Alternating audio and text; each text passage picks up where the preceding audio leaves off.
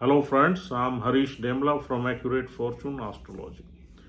दोस्तों, जैसा कि आप जानते हैं कि हमारी 3 असेंडेंट की सीरीज ऑलरेडी खत्म हो चुकी है, जिसमें मेष लगन, वृषभ लगन और कर्क लगन को हमने समाप्त किया है।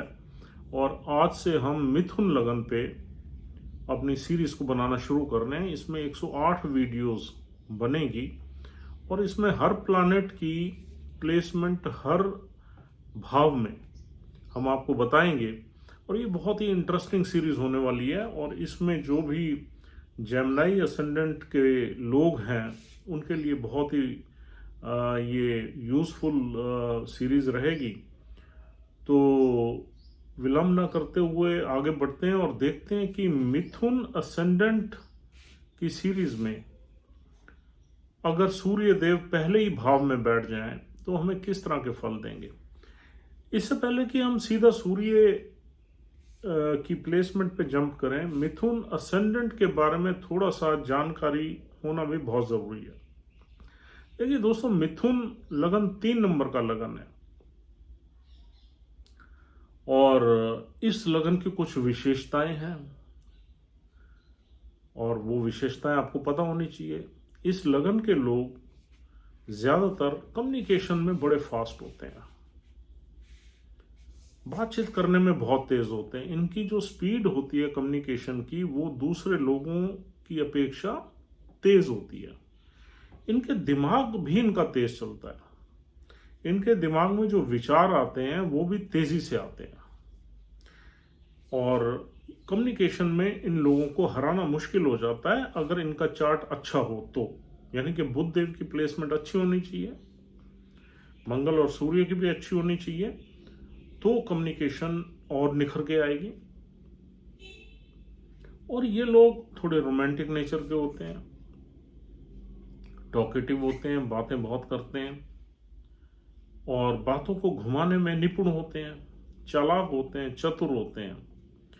इनकी हॉबीज होती हैं लोगों से पार्टी करना, मिलना जुलना अच्छा इनको लगता है। लेकिन बहुत ज्यादा बड़े ग्रुप में कंफर्टेबल नहीं होते, छोटे ग्रुप में ये लोग कंफर्टेबल होते हैं और अपने विचारों से हमेशा लोगों को इन्फ्लुएंस में रखते हैं। अपनी बातों के जाल में लोगों को फंसा के रखते हैं, यानी कि बातों के शेर होते हैं। दिमाग से तेज होते हैं, कैलकुलेशंस में अच्छे होते हैं और ट्रैवल्स भी ये लोग शॉर्ट ट्रैवल्स भी अच्छी करते हैं। यानी उसमें इनका शौक रहता है, शॉर्ट ट्रैवल्स में इधर जाना उधर जाना। ये हमेशा आपको मॉडर्न टेक्निक्स में, कम्युनिकेशंस में इन्वॉल्व मिलेंगे, चाहे वो टेलीफोनिक कन्वर्सेशन हो, ईमेल से कन्वर्सेशन हो या और भी जितना भी मीडिया की कन्वर्सेशंस होती हैं उसमें ये लोग बहुत ही निपुण होते हैं और डिप्लोमेटिक होते हैं। बहुत ज़्यादा टाइम तक किसी के साथ रहते नहीं हैं। थोड़ा सा रोमांटिक रहते हैं लेकिन बहुत जल्दी चेंज, क्योंकि मरकरी जो है ना फास्ट मूविंग प्लैनेट है और तेजी से चलने वाला प्लैनेट है सूर्य के साथ। तो ये भी बहुत जल्दी जल्दी इनकी जर्नीज रहती हैं। ज़्यादा देर तक इनकी दोस्तियां एक जगह नहीं टिकती और अपनी बातों से चीज़ों को बना भी देते हैं, ये अपनी बातों से बिगाड़ भी देते हैं। कोई भी मसला ये कम्युनिकेशन स्किल से ही रिजॉल्व करने में निपुण होते हैं और पढ़ाई लिखाई में भी ठीक होते हैं और इनकी हॉबीज वगैरह में भी ये लोग अच्छे होते हैं। कुछ ना कुछ इनकी हॉबीज होती हैं। दिखने में सुंदर होते हैं, दिखने में अच्छे होते हैं और दिखने से ज़्यादा इनकी कम्युनिकेशन स्किल्स में एक जादू रहता है और विटी होते हैं, ह्यूमरस होते हैं, मजाकिया होते हैं। किसी का भी मजाक, किसी की भी मिमिक्री बनाने में ये निपुण होते हैं और यानी कि कुल मिला के देखा जाए तो ये असेंडेंट अच्छा असेंडेंट है, ड्यूअल मेंटालिटी का असेंडेंट है और पढ़ाई लिखाई में भी अच्छे होते हैं, बातचीत करने में भी अच्छे होते हैं, घूमने फिरने में, मौज मस्ती लेने में ह्यूमरस भी होते हैं। सेंस ऑफ ह्यूमर जो है इनका बड़ा विट्टी रहता है, शार्प रहता है। मजाक बनाने में, इनकी कंपनी में जो लोग रहते हैं वो इनसे अट्रैक्टेड रहते हैं। इस तरह की इनकी नेचर होती है। और इनकी जो मेन स्ट्रेंथ है वो बातचीत है, कम्युनिकेशन है। मेन स्ट्रेंथ इनकी वही है। और सेल्स में, मार्केटिंग में भी ये लोग अच्छे होते हैं, क्योंकि कम्युनिकेशन इनकी अच्छी होती है, तो सेल्स मार्केटिंग में भी अच्छे होते हैं। हाँ, इसमें अगर हमारे लगन में कुछ प्लैनेट्स ऐसे बैठ जाएं जो इनकी पर्सनैलिटी को ही चेंज कर दें, तो वो एक अलग बात हो जाती है। क्योंकि हमारी जो पहला घर है वो हमारे सेल्फ का ही है, हमारी बॉडी एंड ब्रेन का है। तो अगर पहले घर में कुछ ऐसे प्लैनेट्स बैठ जाएं और जिनकी या दृष्टि आ जाए, तो वो फिर पूरा का पूरा स्वभाव इंसान का बदल जाता है। तो दोस्तों, आज की वीडियो में हम आपको ये बताएंगे कि सूर्य देव अगर मिथुन लगन में ही बैठ जाए, पहले घर में बैठ जाए, तो हमें किस तरह के फल देंगे। देखिए दोस्तों, सूर्य देव का हाउस जो है 3rd हाउस है, तीसरा घर, उसमें 5 नंबर राशि है तीसरे घर में, और वहां से सूर्य देव उठ के लगन में आ गए। अब यहाँ पर सूर्य देव एक तो अपनी जो जिन जिन चीज़ों के कारक हैं वो क्वालिटीज देंगे इनमें, और एक तीसरे घर की क्वालिटीज आ जाएंगी इस इंसान में, और एक सूर्य देव की दृष्टि पड़ेगी 7वें घर पे, तो वहां भी कुछ ना कुछ उसका भी इम्पैक्ट आएगा। अगर हम ये मानते हैं और कोई दृष्टि नहीं है लगन पे और सिर्फ सूर्य देव बैठे हुए हैं, तो ये इंसान जो है, इस इंसान के चेहरे पे या पर्सनालिटी में एक तेज होगा, ऑरा होगा, और इसकी बातचीत करने के लहजे में एक अथॉरिटी होगी, ब्रेवरी होगी। 3rd हाउस संघर्ष का हाउस है। ये लोग संघर्ष करने वाले होते हैं, मेहनत करने वाले होते हैं, और अपनी जिंदगी को मेहनत करके ही संवारते हैं, आगे बढ़ते हैं। सक्सेस इनके सेल्फ एफर्ट से ही इनको अचीव होती है। और भाई बहनों से इनका कहीं ना कहीं इन्फ्लुएंस रहता है, भाई बहनों का इन्फ्लुएंस रहता है इनकी पर्सनालिटी पे, और ये भी भाई बहनों को काफी इन्फ्लुएंस करते हैं। पिता का भी इन्फ्लुएंस रहता है, सूर्य से हम पिता भी देखते हैं। और इनकी पर्सनालिटी की जो ग्रूमिंग है वो यंगर सिबलिंग्स और पिता, इन दोनों का ही मिश्रण रहती है। इनके जो पर्सनालिटी बनेगी वो इन दोनों की कम्युनिकेशन से बनेगी। ये काफी नॉलेज लेते हैं पिता से भी और अपने छोटे सिबलिंग से या छोटे कजन से। अगर सूर्य देव अर्द्रा नक्षत्र में नहीं है, यहां पर एक अर्द्रा नक्षत्र भी मिलता है, अगर सूर्य देव अर्द्रा नक्षत्र में नहीं है, मृगशिरा में है या पुनर्वासु में है, ये 2 नक्षत्र भी यहां मिलते हैं। मृगशिरा के 2 चरण मिलते हैं, अर्द्रा के 4 मिलते हैं, और पुनर्वासु के 3 चरण मिलते हैं। अगर सूर्यदेव अर्द्रा नक्षत्र में नहीं है, तो इनका भाई बहनों से अच्छा प्यार रहता है, छोटे सिबलिंग से अच्छी ट्यूनिंग रहती है, नेबर्स वगैरह के साथ बहुत ये कम्युनिकेट करते हैं, उनके साथ भी इनकी रिलेशनशिप बढ़िया रहती है। पिता के साथ भी बहुत बढ़िया रिलेशनशिप रहती है, और पिता की इज्जत करने वाले होते हैं, पिता की बात मानने वाले होते हैं, और पिता से ये काफी कुछ लाइफ में लेते भी हैं और सीखते भी हैं। पिता की ब्लेसिंग्स रहती है, छोटे भाई बहनों से प्यार रहता है, और ये भी यानी कि रेसिप्रोकल रहते हैं इन रिलेशंस को मेंटेन करने में, न्यूरिश करने में। इनका ऑरा बड़ा तेज होता है, सेल्फ कॉन्फिडेंस हाई होता है, ब्रेव होते हैं, करेजियस होते हैं, किसी भी चीज को बड़ी निडरता से करते हैं, और पर्टिकुलरली जब ये बात करते हैं तो इनके बातचीत के लहजे में कॉन्फिडेंस झलकता है। अगर सूर्य अर्द्रा में नहीं है, हम फिर आपको रिपीट कर रहे हैं, इस चीज का ध्यान रखना है, अर्द्रा नक्षत्र में सूर्य नहीं होना चाहिए इस लगन में। और ये फल पॉजिटिव ज्यादा तभी मिलेंगे जब मृगशिरा नक्षत्र में अगर सूर्य हैं तो मंगल की प्लेसमेंट अच्छी हो, अगर पुनर्वासु में है तो गुरु की प्लेसमेंट अच्छी हो, तब ये आपको फल ज्यादा पॉजिटिव मिलेंगे। अर्द्रा नक्षत्र में चाहे राहु की प्लेसमेंट आपके चार्ट में बहुत ही अच्छी है, एक्सीलेंट है, फिर भी अर्द्रा नक्षत्र में कुछ बुरे और कुछ अच्छे रिजल्ट्स मिलेंगे। अगर आर्द्रा नक्षत्र के लॉर्ड राहु की प्लेसमेंट छठे, आठवें, 12वें में चली गई तो फिर ये प्लेसमेंट बहुत ही खराब फल देगी।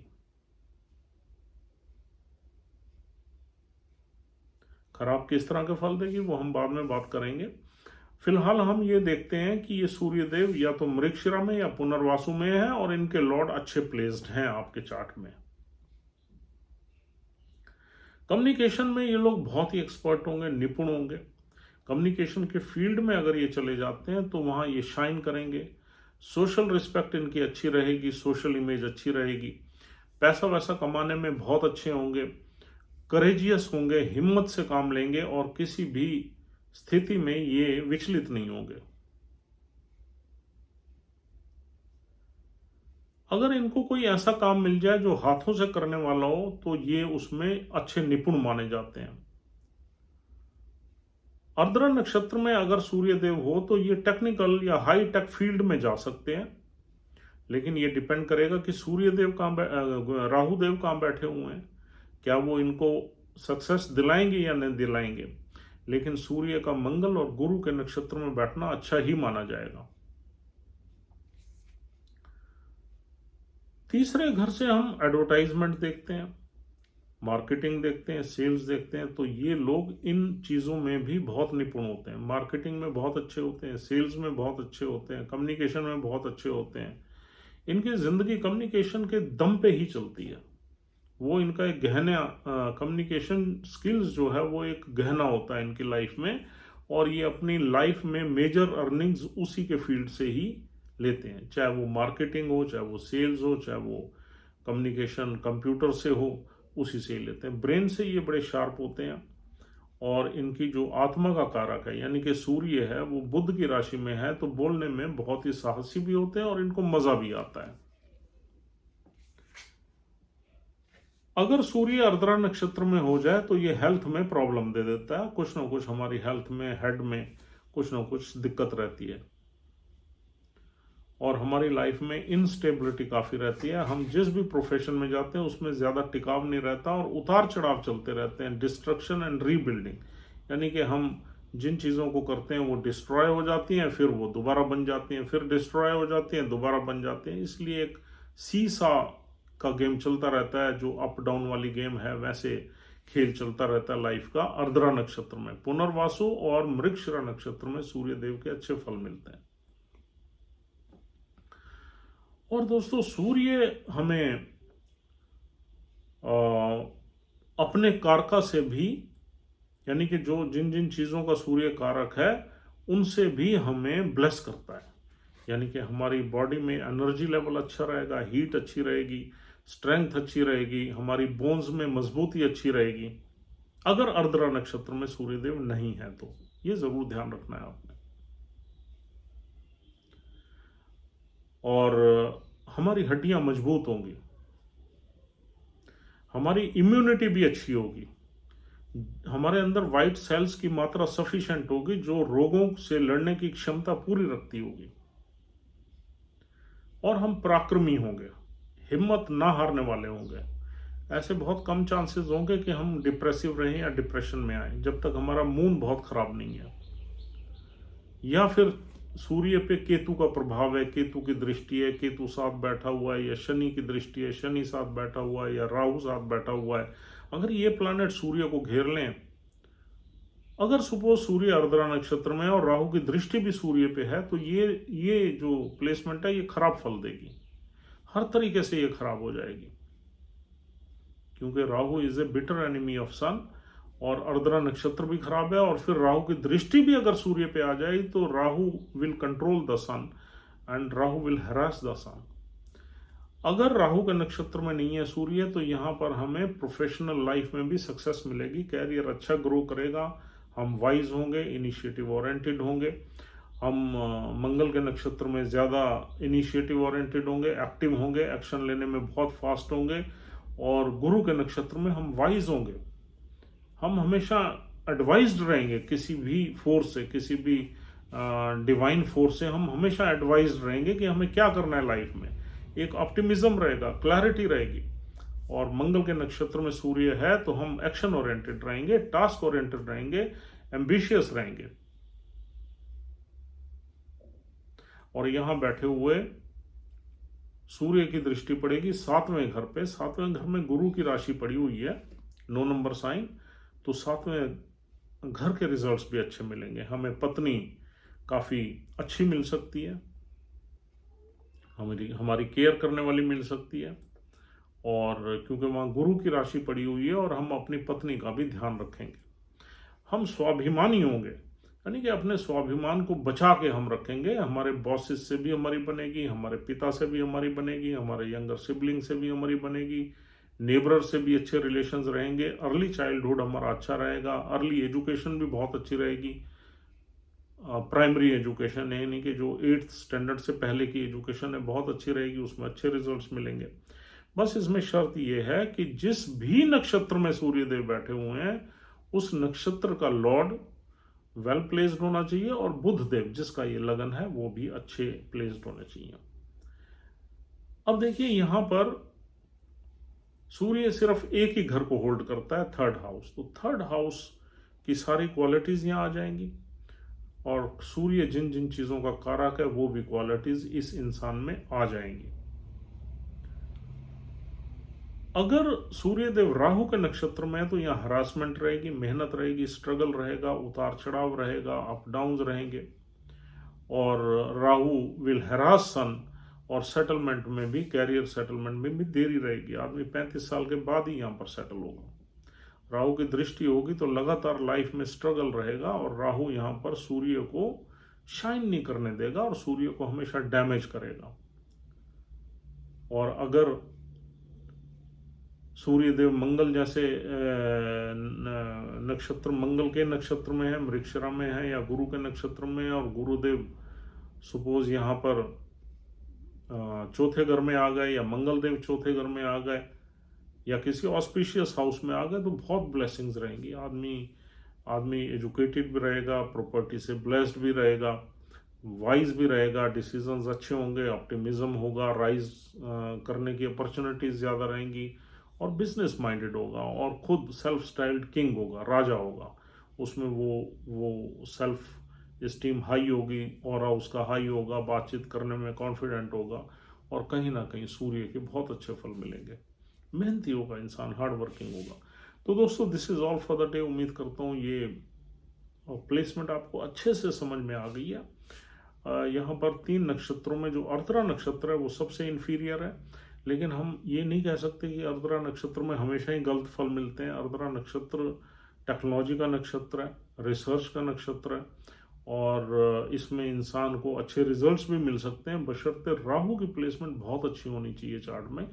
और लेकिन अच्छे रिजल्ट्स मिलने के साथ साथ यहाँ पर कुछ प्रॉब्लम्स भी ज़रूर मिलती हैं अर्द्रा नक्षत्र में, क्योंकि नक्षत्र इटसेल्फ इज़ ए बैड नक्षत्र, यानी कि कुछ हेल्थ वगैरह में इश्यू ज़रूर मिलते हैं यहाँ पर, और कुछ लाइफ में इंस्टेबिलिटी और उतार चढ़ाव, डिस्ट्रक्शन एंड रीबिल्डिंग, यानी कि चीज़ें खराब होती रहती हैं, बनती रहती हैं, खराब होती रहती हैं, बनती रहती हैं। हमारी प्रोफेशनल लाइफ में कैरियर भी अनस्टेबल रहता है, लेकिन फिर भी हम राइज कर सकते हैं अगर अर्द्रा में सूर्य है तो।